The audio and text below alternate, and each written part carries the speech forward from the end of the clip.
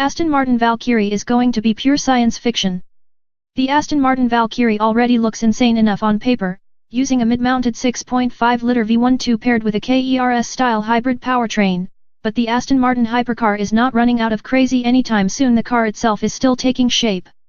Aston Martin is applying some final tweaks to the exterior design, and this week they've shared some more borderline unbelievable details about the project. For instance, the Aston Martin badge itself was actually deemed too heavy for the car, but Aston Martin felt that a sticker would be too cheap. The solution, a chemical-etched aluminum badge just 70 microns thick, 30% thinner than a human hair and 99.4% lighter than the winged badge that Aston uses on its production cars. That's pretty close to it not existing in this time-space continuum at all.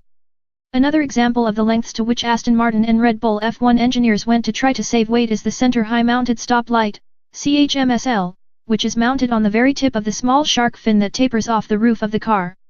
The LED light itself is just 5.5 mm wide and 9.5 mm tall, effectively existing within the already thin shark fin. And of course, traditional door mirrors were deemed to be too much of an aerodynamic drag and have been replaced by rear-facing cameras mounted in the flanks, with the images fed to two screens mounted in the car's A-pillars. The lack of mirrors also allows for a less interrupted peripheral field of vision, which is one of the aspects of race cars that Aston Martin engineers have tried to achieve in the Valkyrie, along with the placement of all switchgear on the steering wheel, as in an F1 car. All of the car's vital signs are displayed on a screen integrated into the steering, which itself is designed to be detachable in order to aid driver ingress and egress, and it will also make the drivers feel like they're driving a street-legal F1 car, which is arguably the Valkyrie's aim. It's been a tremendous challenge to make the interior packaging work, Aston Martin Creative Director of Interiors Matt Hill said. We've embraced Red Bull Racing's Formula One ethos and approached it from a different angle than conventional road car design. In this instance, we've started from a position where you think something is impossible and work at it until you find a way to make it work. We've been fighting for millimeters everywhere, but the battle has been worth it, as it's been fantastic seeing customers try the interior buck for size. They love the ritual of getting in and how it feels to be sat behind the wheel. They're also genuinely surprised at how the car just seems to swallow them. You really do have to sit in it to believe there is genuine space for two large adults.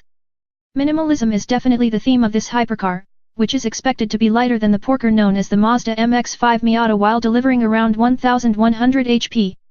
Aston Martin is still keeping many details of the car under wraps, but it's safe to say that the production version may be even more futuristic than the concept car itself.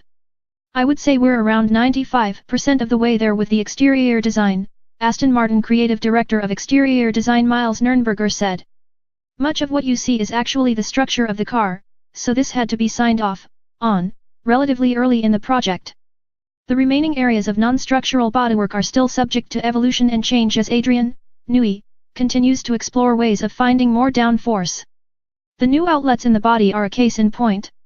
Ordinarily, the last thing we'd want to do to one of our surfaces is cut a hole in it, but these vents work the front wings so much harder that they've found a significant gain in front downforce.